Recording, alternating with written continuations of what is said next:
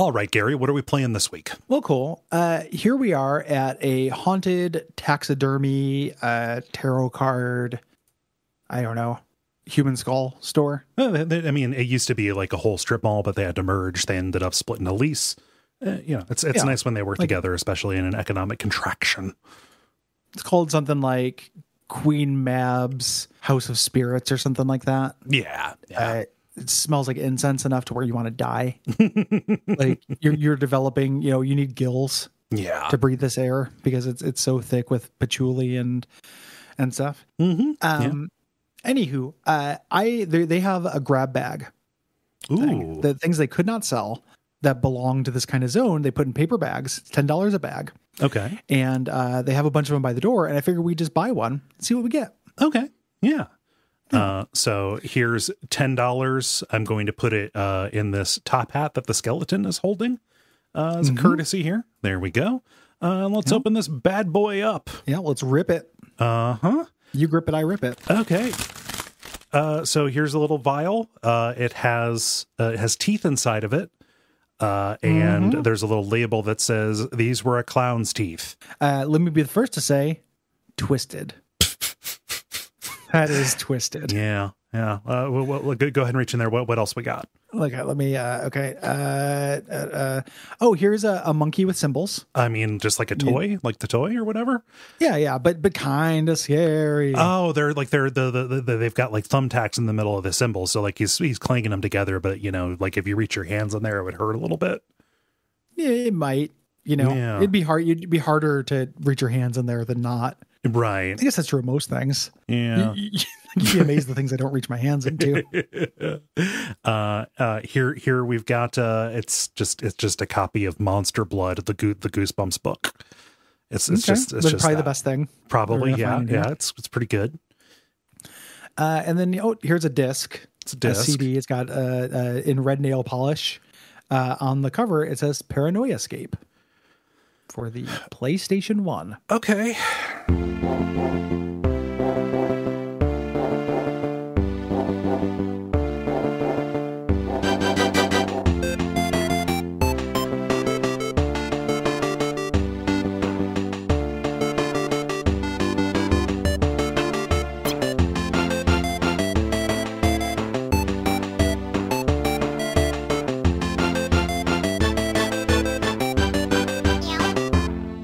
I don't like this, but I'm looking forward to getting yelled at about it because I'm sure that this has its fans. I'm sure. My name is Gary Butterfield. My name is Cole Ross. Welcome to Abject Suffering. Here come the boys. Hello, boys. Welcome. There we are. We are here. I love that so much. I watch that video, that TikTok of that cat coming, that song. Oh, I did not know the TikTok. Oh, yeah. It's just somebody singing a song as a cat walks up the road near to them. And it's a song about how the boy is here he comes. Hello, boy. There he is. He is here. Yeah. I like the boys. Yes. TikTok,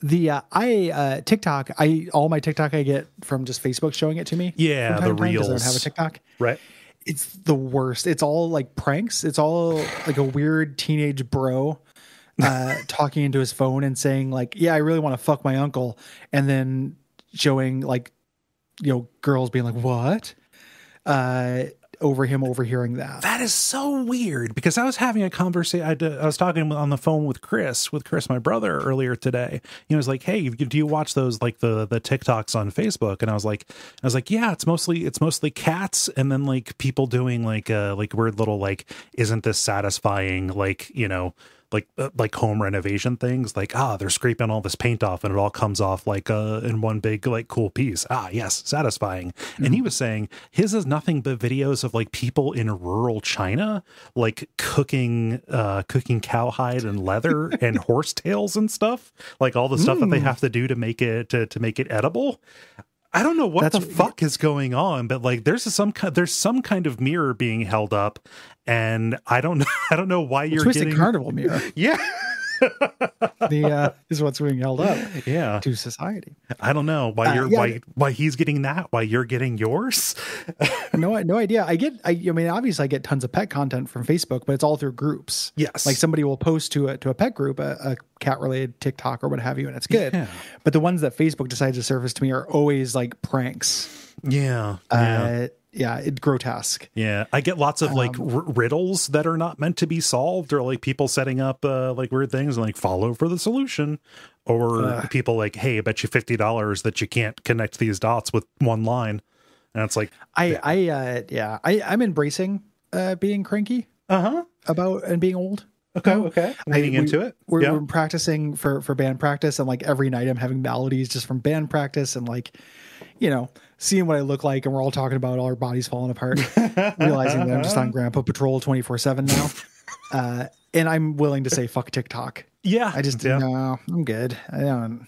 This is an ecosystem. I'm not that interested. I'm sure there's good stuff. Who cares? There's unlimited good stuff. But I still like to use that fucking Facebook feature because it's there. It's an attractive nuisance. It's like those Amazon ad modules where it's like, what does that device do? I have no idea. Like it's industrial, or it's like, I need to know what it is, and I need to know how much it costs. Or all those Good Belly. Do you get Good Belly ads? No. Where it's like all this weird food on a dare. No, I don't get those. Yeah. Good Belly's fucking out of this wild. It's like novelty restaurants from around the country, and they'll ship you their signature things frozen. And so, a lot of times it's just pizza, like, just various kinds of pizza. But then every once in a while, it's some kind of weird meat hunk, or like just something that does not look like food. Yeah. Or just something really gross looking. Mm-hmm. And just like, I'd love to get this like pile of like, a mutton carcass shipped to me frozen from New Hampshire for $190.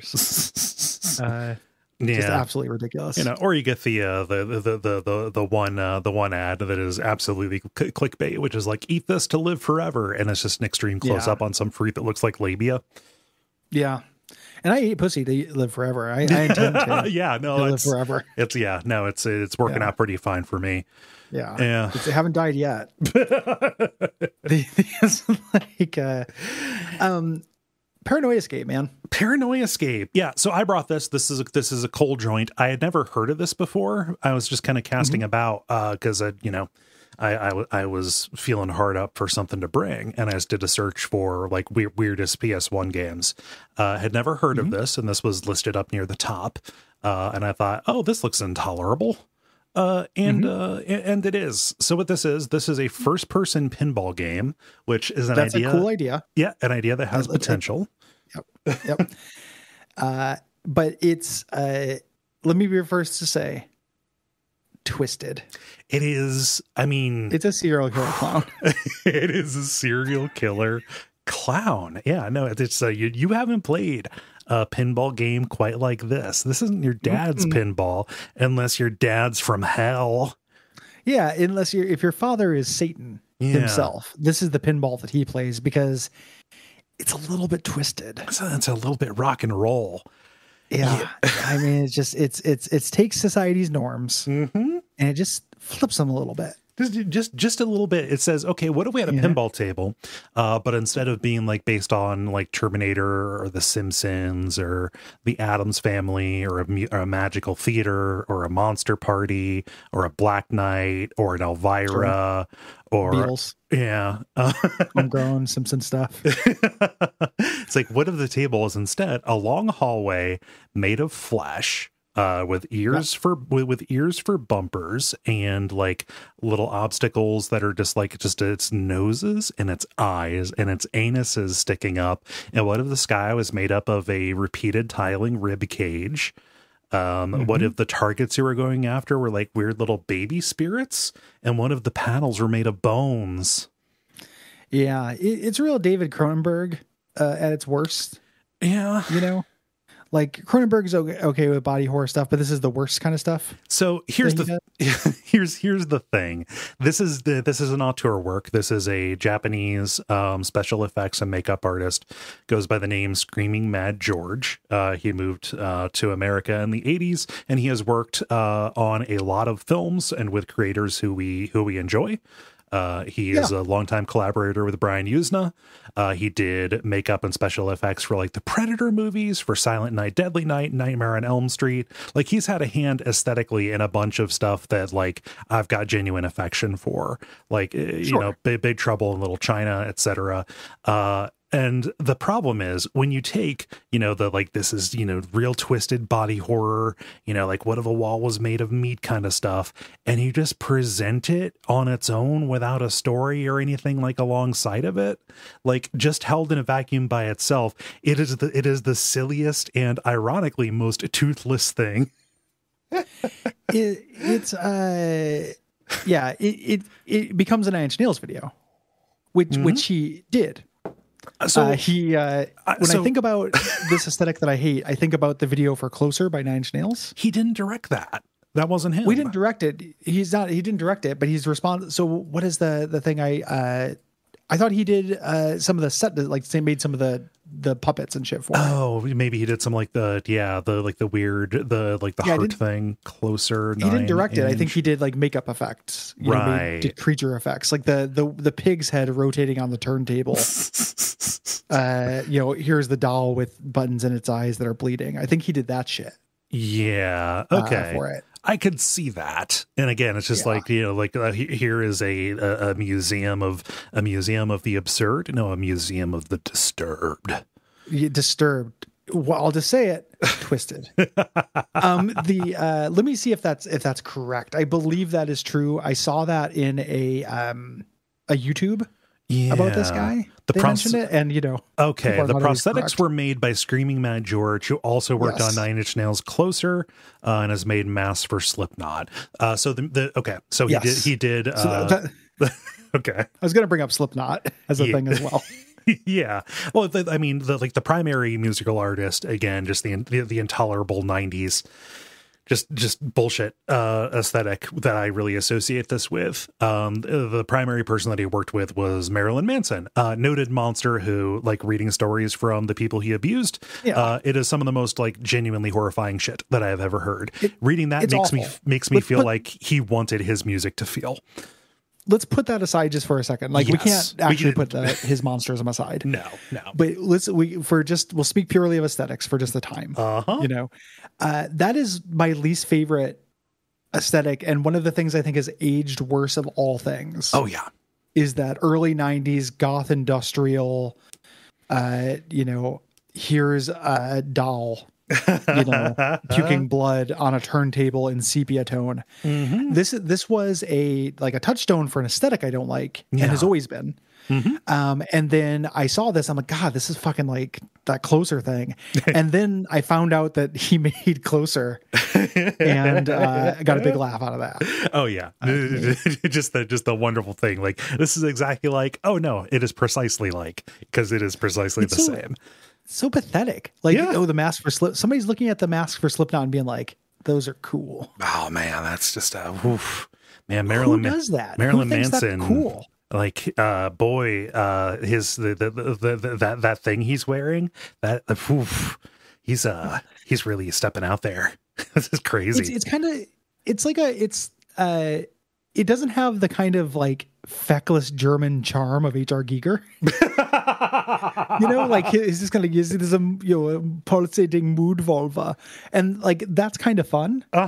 It's a proboscis penis that ejects from the shaft, and like I can kind of get into that because it's German and serious, and Alien looks really cool. Yeah, this is the little kid Spencer's Gifts version of it, and it always has been. It's even I was a teenager watching Closer. I'm like. Mm-hmm. Man, these guys are trying real hard. Yeah.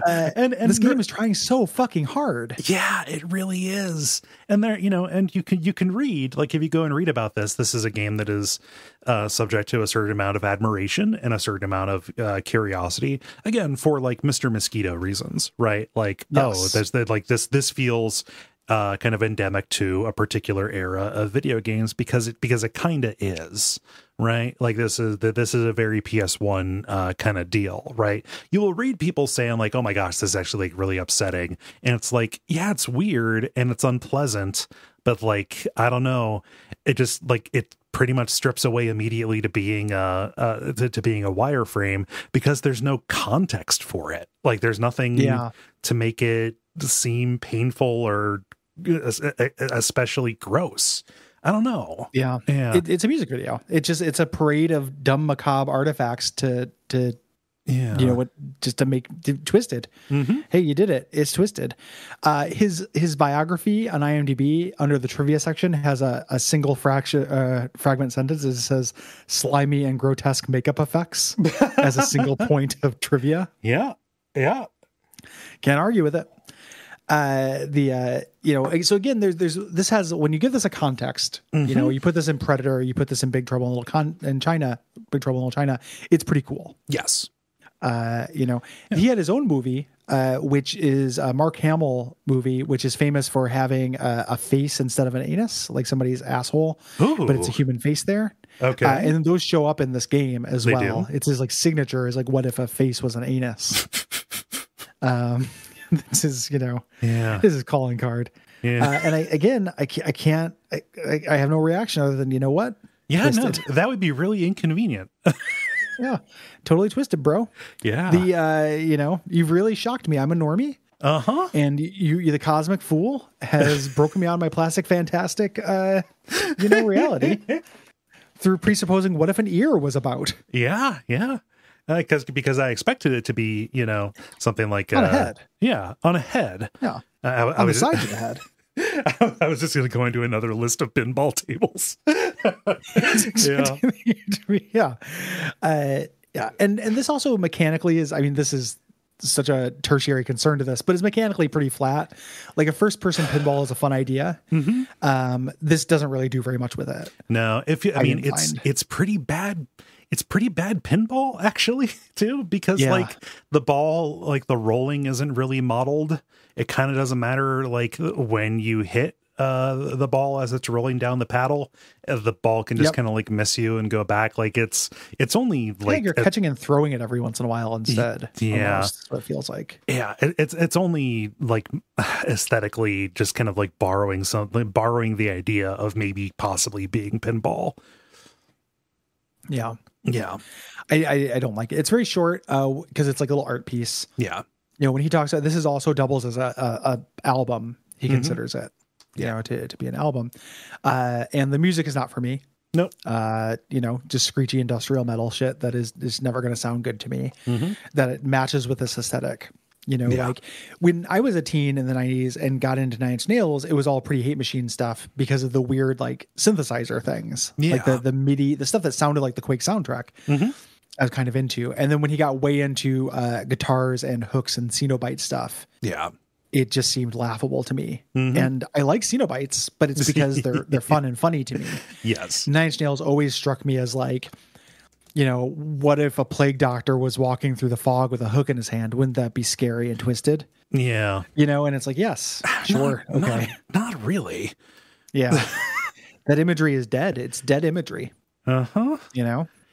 I don't know. It is one of those things. So my Nine Inch Nails period is like, it's pretty much all stuff that is related to David Lynch. Right. So the Lost Highway soundtrack, and the Nine Inch Nails performance in Twin Peaks: The Return actually works really fucking well for that episode. Do they play like a Nine Inch Nails song? Yeah, they play "She's Gone Away." I do not know that Nine Inch Nails song. Yeah, I don't know what it's from. It works. It works in context. It's also the absolute fucking best episode of that season for non Nine Inch Nails reasons. So every episode has like it ends with a different music performance at the Roadhouse. There, and just one of them is just like, hey, here's Nine Inch Nails coming and doing their thing. It's weird. It's not like a huge stage show. It's not I don't think that would be something that would make me not like Twin Peaks: The Return, but I can't. I do not like their music. I do not like his vibe. I think it's bad. He's an okay composer. Like the Quake soundtrack has some joy to be found in it, but Yeah. I do not like how he writes songs. Yeah. Lyrics are embarrassing. I didn't almost, I didn't realize that their first album was 1989. That is really, that's strange because like it's one of those weird things. Like the 90s didn't begin until Nevermind came out, but like I would also say the 90s actually began when that album came out. Yeah. When those early records, like when they was all keyboard focused, I can kind of dig it. It's like when they all discovered distorted guitars is kind of what killed it for me. Yeah. Like the same thing is true of a bunch of like 80s industrial bands that people love. Yeah. Like early Ministry albums are quaint and kind of charming before they got angry and crunchy. Yeah. And I can't handle an angry musician who is just, whoa, bring me closer to God. It's a little much. It's gross. Mm-hmm. Gross. It just feels slimy and nasty and like a juvenile emotion. It fills me with high school. Like I don't relate to it the same way I can't get in touch with my inner teen. Yeah. And that's what this guy who calls himself Screaming Mad is like the most teenage shit I've ever heard in my life. And he was born in 1956. Yeah. So this 70-year-old man, or 60-year-old man is now like, I'm a cool teen. Yeah. And I just, it's strange because he's talented, like, yeah, sure. Like you can make something the shape of a face and then blow it up. He's talented in that way. Yeah. Like what if you made you made body parts out of rubber and stuck them to stuff? Mm-hmm. Oh, but I mean, he helped with like the Predator. The Predator is a great design. Yeah. Yeah. But all that stuff in Big Trouble in Little China where people like blow up and stuff, like that's fun because it's kind of gonzo, but it doesn't like, it never like looks super good to me. It's kind of fun because it looks a little bit bad. Yeah. Yeah. You know what I mean? Like I like that movie a lot. Like, don't get me wrong, but it's not like that's good effects. Yeah. He later did, he worked on The Abyss and stuff like that. Like he did good stuff as well, but his signature stuff of like, what if an anus on a face, like that does not look, or face on an anus does not look good. Yeah. Yeah. It just, I think that he everything that I'm seeing that I've enjoyed of his, it just, he's one part of the team. Right. And, and again, what it is just put front and center as like, what if this object existed? It doesn't have the, because you identified H.R. Giger, and then I'm living in attention here because my favorite visual artist is Zdzisław Beksinski. Right. Yeah. Kind of the similar. That's very different though, because it's making things that are real. Yeah. Versus a painting. I think that is pretty, different feeling. Yeah. I don't know. And he's also retired. I call him 70, and still doing this stuff. He stopped in 2013. Yeah. So it's not like he's still just like, hey guys, what if an eyeball was inflated? No, he's just be twisted. Like he's not doing that now. Yeah. He's probably just kicking it, living off residuals, maybe giving some, maybe giving some interviews every once in a while. Yeah. That's good. Yeah. Yeah. Like I like surrealism. Mm-hmm. I think just like the surrealism of the flesh in a sepia tone, what if a pig head way is just not very appealing to me. Yeah.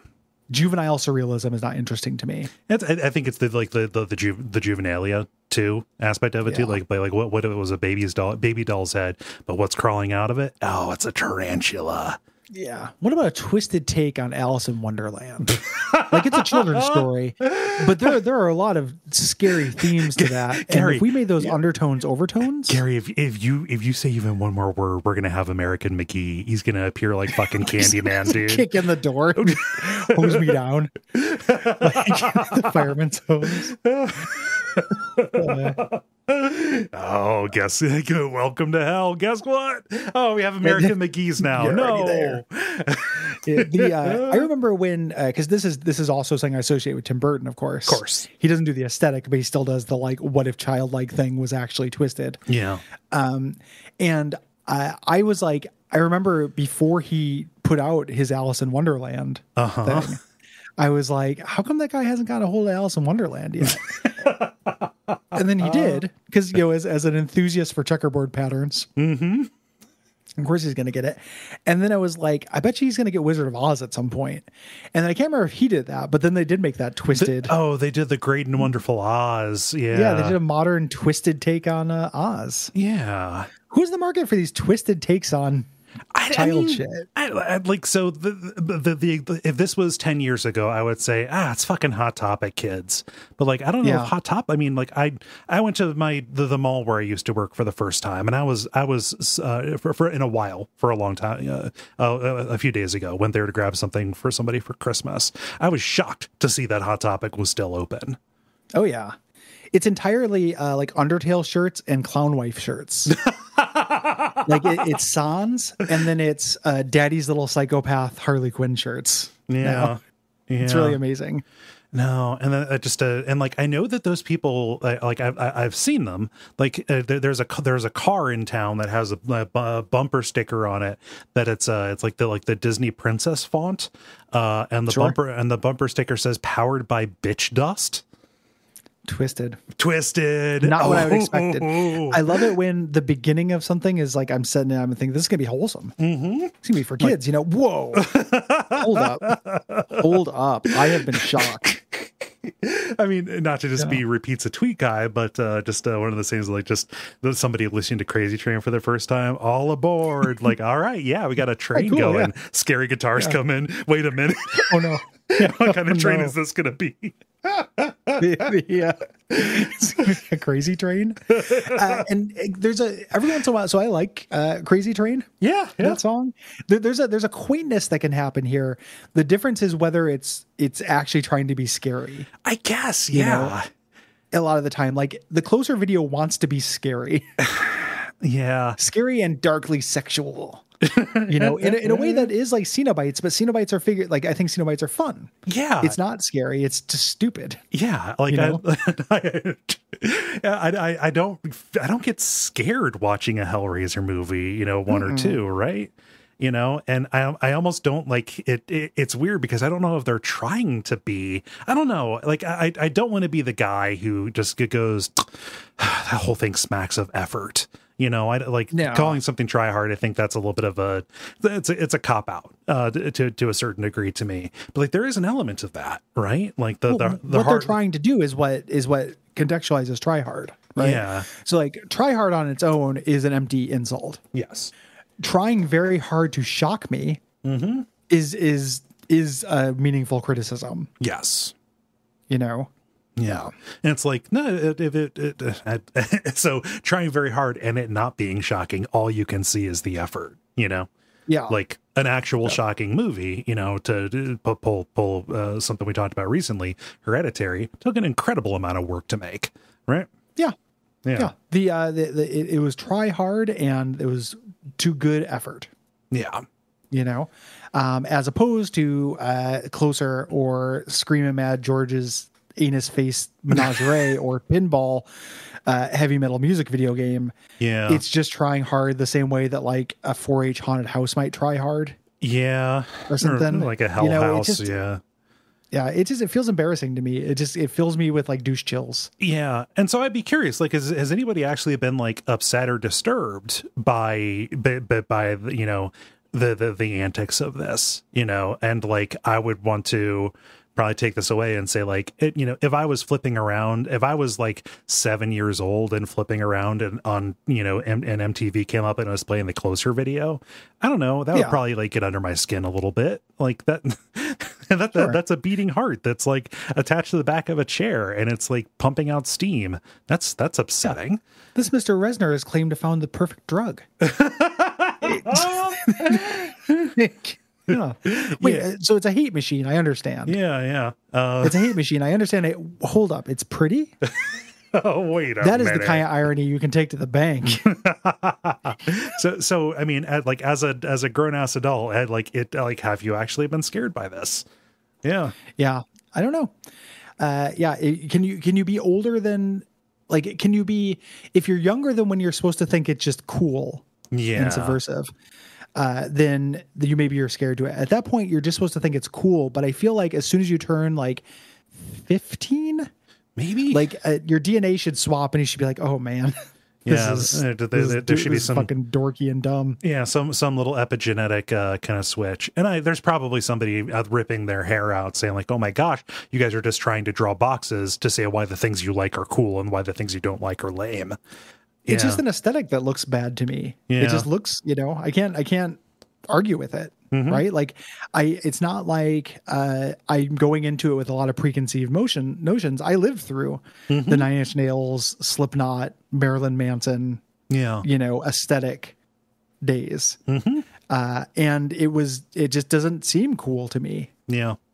I'm not putting on airs. It just seems like just really silly, kind of cringy, trying really, really hard to be edgy. Yeah. It feels like edgelord stuff. Yeah. To me. And then I think the other person who's going to be ripping out their hair is going to be like, oh, no. Trent Reznor is actually an incredibly accomplished and talented musician. And to that, like, that's fine. He still doesn't write songs that I like, though. Yeah, And I'm not, it feels, I'm telling you how it feels to me. Yeah. That is not something that anyone else can lay dominion to or anything. Yeah. It feels like a little kid trying to, freak out his dad. Yeah. To me. And it's okay if it doesn't feel that way to you, but it's irregardless of talent. Like that's not a counter to what I'm saying. Yeah. He could be very talented. He's just not choosing to use that talent in a way that appeals to me. And I can only speak for me. Yeah. Yeah. His, aesthetic choices just don't vibe. Like I'm impressed. Like I recently learned that he like performed everything on Pretty Hate Machine. Like for a debut album, it's just like, oh yeah, like that's all him, Yeah. And obviously you get people to play the music when you go out, but like any of those albums that are just like this is somebody's solo auteur work, kind of demonstrating a multitude of talents, It's kind of like, I mean, weird comparison, but like it's impressive that Stardew Valley was made by one person because that hits well on so many levels, not just like the play and systems, but like the art is good and the music is good. It's remarkable that somebody can do all of that so well. Right. And I would not take that away from Trent Reznor that he did that, made an incredibly important album all in his lonesome, Yeah. It's undeniably very influential. Yeah. Even if it just ended up influencing a lot of stuff I don't like. Yes. The Stardew Valley thing, like somebody doing something on their own, that's always a really weird thing to take into account. Yes. Because something can be by one person, but it doesn't actually change what the thing is at all. And that's always like a critical split that I always find with people is like whether people take that into account or not. Yeah. And kind of grade on a curve. Like I think about the game Iconoclasts. Oh yeah. And that's like very impressive and cute and stuff, but it's talky and the words are bad and it's repetitive. Yeah. I don't think it's a very good video game. It's very impressive for one person, but that doesn't, in my hands, it doesn't matter how many people made it. Like the game I'm actually playing, it could be made, every person on earth could have designed a pixel. Yeah. And it wouldn't change what the actual product is. Right. Now with my NFT scheme, I am releasing a game where everybody can buy, kind of like how you like buy a brick to be like put on a bridge at the zoo, to sponsor it. So everybody's going to get something on the blockchain that says you own this pixel in this particular animation, and I'm going to send you a certificate. Now, one side of the certificate is going to be like, hey, we named this particular star after you. That was from a previous venture. Is the other half you get a square foot of land in Scotland? Yep. Now you're a lord or a laird. Yeah. Yeah. Layered.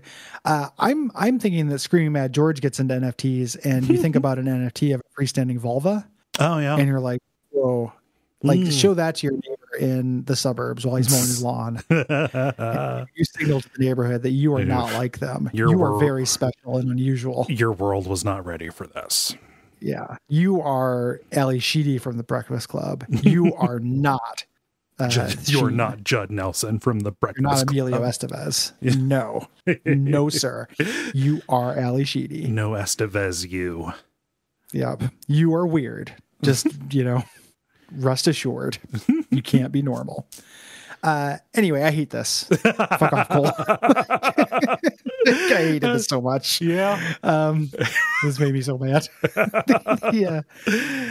Oh man. Yeah. Oh well. Yeah. So that was fun. I'm sure I'll find some kind of M&M's thing or something to throw at you next time. When I don't know what to do for a vanity pick, I just look for licensed games. Oh, of course. Because it always feels like a safety. Like it's not like we can't talk about Skittles. Oh, of course. what should people do if they like this show? Well, if they like the show, they can go to patreon.com/Duckfeed.tv and they can kick us a few bucks a month, support the show, get extra content, not just from this show, but many other shows on the network. I think it's a good thing to do. Yeah, it's cool and fun. Yeah. You can also leave us a rating review on Apple Podcast or Podcast Addict, both of which are useful to us. Mm-hmm. And what should they do until next time? Man, wouldn't it be weird if you woke up and your anus was a face? Like, would you have to feed him? Yeah. I mean, those are the kind of questions I like to ask. Yeah. You know, I love to get Fs on essays in school by bringing that kind of stuff. Like, I deliberately misunderstand the prompt. Uh-huh. In order to freak out my teacher, because he's a little bit of a square. And I think it's my job to introduce just a little bit of my persona, Captain Chaos, into the world. You're going to tell them the truth, whether they want it or not.